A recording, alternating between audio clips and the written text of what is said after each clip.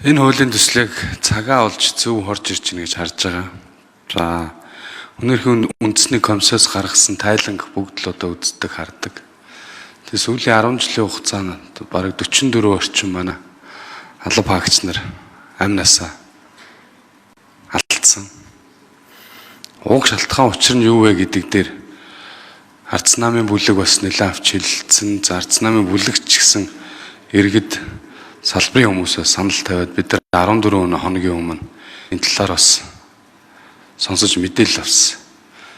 Тэгээ энэ мэдээлэлтэй холбоотойгоор Монгол Улсын ерөнхий сайд Нэм усрын учралд баталгаа хамгааллын салбарч юу ямар болчиход байгаа юм бэ? Бидний өгсөн шаардлагын дагуу мэдээлэл өгөөч гэсэн 14 хоног хүлээсэн нэг ч хариу өгөөгүй.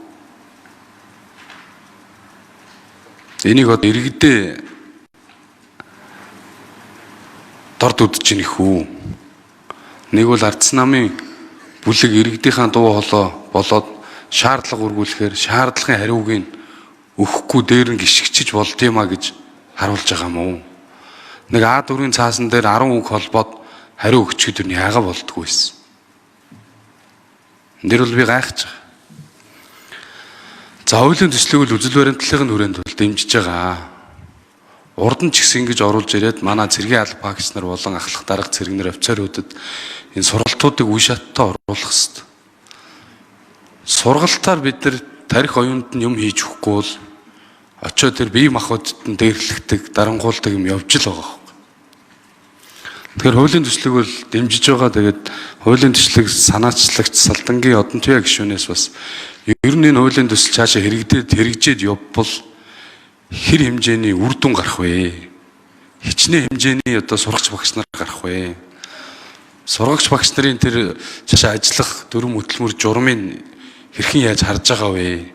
Хуулийн төсөл батлагдсанаар бид ямар ч байсан энэ хүний эрхийн сургалт соён гэгэрэл үйл ажиллагааг тогтмол зохион байгуулах юм эрх зүйн үндэс бүрдэж гин гэж харж байгаа. Тэгэхээр энэ яг олон улсынхаа гэрээ конвенцийн дагуу тэр өгсөн зөвлөмжийн дагуу бид энэ сургалт соён гэгэрүүлэх ажлыг одоо хийнэ. Яг одоо хэдэн хувиар буурах вэ гэдгийг би бол одоо яг хэлж бас мэдэхгүй байна. Нөгөөтэйгүр бас энэ нөгөө одоо энэ тоо баримтыг бол бас ил хэлэх боломжгүй. Ягаад тэгэхээр өөрөө энэ цэргийн ангийн салбарын одоо тоо нөөц энэ бол өөрөө нууц байдаг учраас энэ дээр бол одоо хууль батлагдахад бид тооцоо судалгааг бол нэлээд наривчилж бас одоо гаргах юм боломж бүрдэн.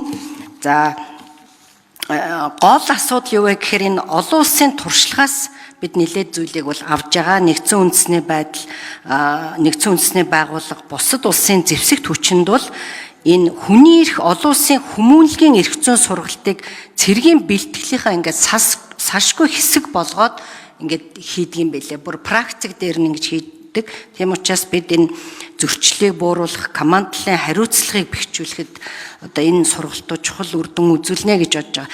Яагаад тэгэхээр энэ үндэсний ажиллагаа 20 ангиуд дээр хийсэн, хүүхдийн асрамжийн газарт хийсэн сургалтууд маш үр дүнтэй болж байгаа. Хүмүүс хаана гомдлоо гаргах уу? Ер нь хүний эрхийн энэ одоо удирдлагч хүний эрхийг зөрчөөд байна уу, зөрчихгүй байна уу гэдгээ ядаж мэддэг болдог.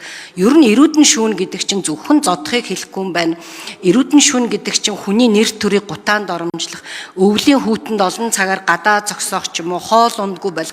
Энэ бүх чинь одоо эрүүдэн шүүхийн хэлбэр юм а, хүний эрхийн зөрчил юм а гэдгээ хүмүүс ойлгоод эхлэхээр өөрсдөө энэ гомдлоо гаргадаг, өөрийнхөө эрхийн төлөө эмцдэг ийм одоо болж ирэх юм а. Тэгээ өчигдөр бас надтай хэдэн төрөмс байгууллагын залуучууд холбогдоод бид нар энэ цэрэгт явж байгаа залуучуудад хүний эрхийн энэ сургалтыг бид нар хийя. Тэгэх юм бол залуучууд очоод өөрсдийнхөө эрхийг мэддэг болно. Өөрсдийнхөө талаар өөрсдийнхөө бие хамгаалдаг чадвартай болно гэд тийм хөрхэн одоо санаачлагуудыг одоо яриад явсаа. Тийм учраас бид бол энэ асуудлыг зүгээр орхиж болохгүй. Мэдээж одоо батлан хамгаалах яам, хууль зүйн яам бүхэл газартайгаа ингээд хамтраад одоо энэ хүний амнаас хохирохгүй, хүний эрхийн зөрчил гаргахгүй болтол бид нар одоо бүх талаар ажиллах хэрэгтэй маа. Тэгвэл эцэг эхчүүдэд байнга ийм нэг сэтгэлд нь сэвтэй, түгшүүртэй. Тэгээ өөрөө энэ манай Батлан хамгаалахын салбар цэргийн албаны нэр хүндийг ингээд бас унгаадаг. Тийм учраас бид нар энэ зүйл дээр одоо онцгойлон анхаарал ажиллана гэж тооцоолж байгаа.